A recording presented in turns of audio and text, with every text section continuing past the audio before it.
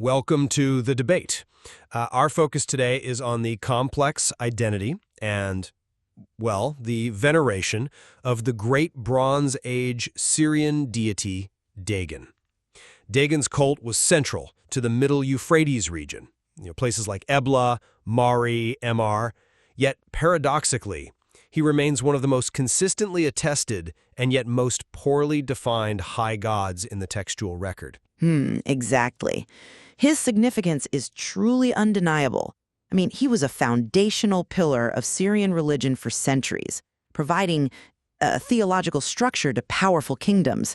But we face a real challenge when trying to pin down exactly who he was and how he was understood by the people who worshipped him. It's quite the puzzle. It really is. So, the core of the issue, then, is definitional. Is Dagon's true identity best understood through his transcendent, universally recognized supreme patriarchal titles and his foundational role in legitimizing kingship? Or is his essential character fundamentally defined by the highly specific, functional, and geographically, contingent cultic practices attested in local ritual texts? Right. In short, are we defining him by his cosmic, overarching essence or by his immediate earthly manifestations through worship? How did people really connect with him? Exactly. And today, I will be presenting the argument for Dagon as the enduring, supreme figure of authority, a consistent theological concept across space and time. And I will argue that his identity is highly contingent, shaped primarily by specialized local cults and the specific functional roles he played within the life of the community, especially on a more local level. Okay, so let me start. Dagon's true nature, I believe, is definitively demonstrated by his consistently high, overarching status in the pantheon, recognized across time and geography as the ultimate divine father figure. We see this not just in general praise, but in his most powerful and specific epithets. He is called the very Father, but critically, he carries the title Lord of the Offspring, or Bēl Bukri. Now, this isn't just a title for some generic fertility god. It implies being the source, the generator, really, of life and the continuity of the lineage, placing him right at the apex of the creative hierarchy. And in Imar, we see this supreme identity reinforced by titles like Shadur Rau, the Great Mountain, which is, well, it's an undeniably Enlilian title, historically reserved for the Sumerian chief god. This connection isn't just aspirational, it is reinforced by scribal traditions, confirming his parity with the Mesopotamian highest authority Enlil in Babylonian god lists. This consistency, I think, is proof of his theological primacy. Okay. But most crucially, Dagon is the source of temporal power. Kings like Zimri-Lim and Shamshi-Addu anchored their right to rule to his patronage. Yadun-Lim explicitly boasted, "Dagon proclaimed my kingship, gave me the powerful weapon that fells the kings, my enemies." This profound and enduring connection to royal, supreme authority proves his consistent, highest identity as the primary cosmic validator of human rule. It seems quite clear from that perspective. Well, I see why you think that, especially when you focus on, the throne room and the scribal lists. Those titles are certainly impressive. But I would counter that universal, lofty titles are often, let's say, aspirational rhetoric designed to justify precisely the power you mentioned. Dagon's actual power, the power that affected the common worshiper, was functionally rooted in highly specific local acts, especially those connecting him to the earth, the ancestors, and the chthonic sphere, the underworld. We simply cannot talk about him universally without immediately grounding him in local dedications. Dagon, Lord of Buzaka, Lord of Mishla, or the profoundly significant localized sanctuary of Dagon of Tutul. His identity is intrinsically geographic and ritualistic. It's tied to place. But doesn't that just show his wide reach? Well, I think it shows where his power was focused. Where he truly manifests his unique identity is in his strongest, most specific functional role, the funerary realm. He is the Bēl Pagrê, the Lord of the funerary offerings.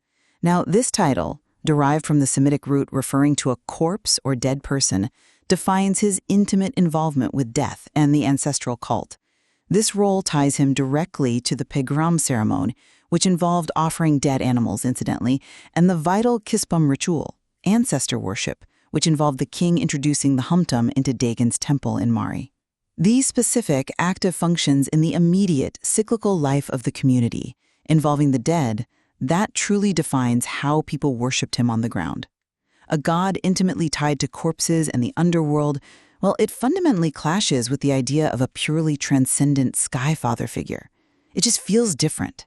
That connection to kingship and cosmic validation remains compelling, though, and I agree that funerary practices were important, certainly. However, the supreme nature is actually reinforced by those formalized cultic lists and rituals, even the ones tied to the earth. Consider the Zukru festival in Amar. Dagon, specifically designated Lord of the Offspring, not only leads the entire list of offerings, but his consort, Ninlil or Ninkor, follows immediately afterward. This position at the absolute pinnacle of the offering hierarchy, leading the most important ritual calendar, transcends mere local or functional interest. It is a clear, written statement of his theological primacy in that region. It makes him the most important god to honor for regional stability.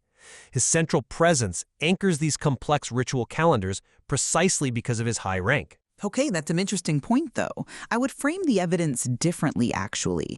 These grand titles and high positions, as I see it, often serve as the theological justification for profoundly local and specialized cultic acts. I mean, if Dagon were truly a transcendent skyfather figure, universally available and defined by his abstract titles, why the constant intense emphasis on physical, localized manifestation? What do you mean by physical manifestation? Well, the texts repeatedly focus on sikkanum, or betyls, sacred stones of the god. We find references to the batills of Dagon, or even to a specific geographical feature like the rocky outcrop Apum-Shah-Dagan near Tatul.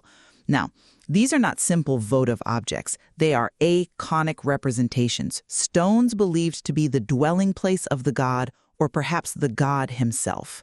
This profound emphasis on the physical, local marker, a stone tied to a specific patch of ground, it contradicts a truly transcendent universal portrait.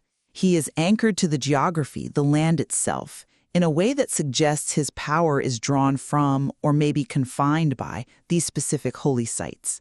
That makes him localized and functional, not abstractly supreme. I disagree that the emphasis on locality undermines his authority. Rather, I think it indicates the immense scope of his veneration and influence across diverse regions. The geographical distribution actually proves his widespread, high standing through robust syncretism, the recognition of his role by other high cultures. Syncretism? Okay. Yes.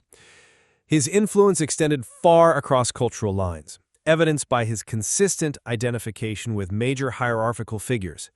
He is identified with the Sumerian high god Enlil in the An-Anum list, and, significantly, with the Hurrian Kumar-B, both figures occupying the supreme father-god position in their respective pantheons.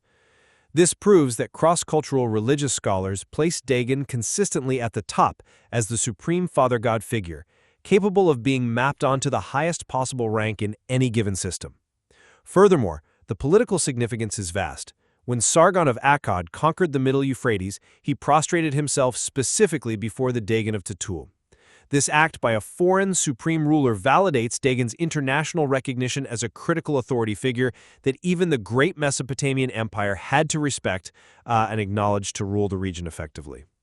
That seems quite significant. I'm sorry, but I just don't buy that universality when we look outside his primary regional base in the Euphrates Valley. We cannot define him as universally supreme when his influence drops off so dramatically outside that core area. I mean, if we're trying to grasp Dagon as he truly is, we would have to acknowledge his regional limitations. It seems quite stark. How so? Take Ugarit, for example, on the Mediterranean coast. Dagon's role in mythological texts is practically non-existent. He appears mainly as the, passive father of Bēl, rather than an active protagonist or ruler of the gods. He's essentially a footnote in their stories. Furthermore, his presence in the Ugaritic popular onomasticon, the names people actually gave their children, is described as very limited, confirming he was barely established in active popular worship there. So these high-level identifications with Enlil or Kumarbi, while present in learned god lists used by, scribal elites, seem more like instances of regional chief gods being compared for intellectual purposes. It's not really evidence of true, active, universal supremacy in popular devotion. He remained a regional chief god, however powerful in Mari and Imar, precisely because his power felt tied to specific, cherished places along the river. Well, that regional focus, I think, minimizes the structured royal-level cult that defined Dagon's active intervention in political life. This is another area where his status transcends simple local funerary rites. His worship structure in Mari and Terka shows that he was an actively intervening political patron, which I believe requires supreme authority. Okay, tell me more about that structure. His cult included specialized personnel tied directly to the palace, such as the ugbabtum-priestess in Terka and the Kamahutum-prophetess. The Kamahutum of Dagan of Terka, whose name might even relate to a distinctive hairstyle or ceremonial headdress, delivered oracular messages concerning critical political affairs. Things like the loyalty of local rulers and messages regarding the rival city of Eshnona. This demonstrates Dagan's active, high-level communication with the king and engagement in political strategy. This level of structured royal-level prophetic cult shows he was much more than just the Lord of Corpses, as you put it. He was the primary political guarantor of the state, communicating directly to the highest authorities. That's a compelling argument regarding the political role of his priesthood, certainly. But the challenge remains in consistently defining who that patron was, even within his core regions. If we are trying to understand Dagon as he really is, we have to account for the fact that his identity was not always clear, perhaps even to the ancients themselves. What evidence do you have for that ambiguity? Consider the 3rd millennium at Ebla. The reading of the logogram, DBE, was heavily disputed by scholars at the time. Did it equate with Dagon, or was it a different deity entirely? The famous case of the musician cited in the Ebla archives, who was named syllabically as Enna-Dagan and logographically as Enna-BE. Well, it was initially used to equate the two gods. Yet, subsequent detailed analysis using prosopographic criteria, examining individuals based on their names, titles, lineage, argued pretty convincingly that Enna-Dagan and Enna-BE were in fact not the same person. This incredible complexity and the high degree of localized interpretation show that even within the heartland of his cult, people struggled to consistently define his name, let alone his ultimate nature. This constant need for local clarification and debate over his very identity suggests, to me, that Dagon was fluid and context-dependent, rather than a self-evident, universally understood figure. Ultimately, though, I believe Dagon's legacy is defined by his enduring authority and theological weight. From his title, Lord of the Offspring, guaranteeing life and fertility, to his recognition as the father of kings and even gods like Bēl, he maintained a consistently high rank that validated both cosmic order and temporal power. When a king of the realm is appointed by Dagon, that endorsement serves as the ultimate definition of his political and theological standing. That has to carry the most weight, regardless of what specific local function the worshippers focused on that day. The supreme title, I maintain, defined the god's enduring essence. And while I fully acknowledge his undisputed rank in the pantheon hierarchy, that's not really in question. Dagon's true function and manifestations seem deeply tied to the land, the community, and the immediacy of ancestral worship. He was the Bēl Bukri, connected to the ancestors and the fertile earth, inextricably linked to specific, localized cult centers like Tutul and Terka, often manifested through physical, localized objects like those batills.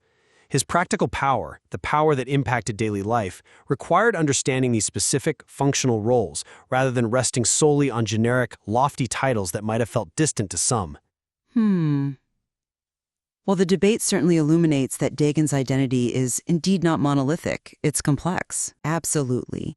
And to truly understand him as he was worshipped and conceived by his followers, we must somehow reconcile the powerful theological weight of his supreme titles, the source of his authority, as you emphasize, with the immense complexity introduced by his highly localized, functional, and geographically restricted modes of active worship and physical manifestation.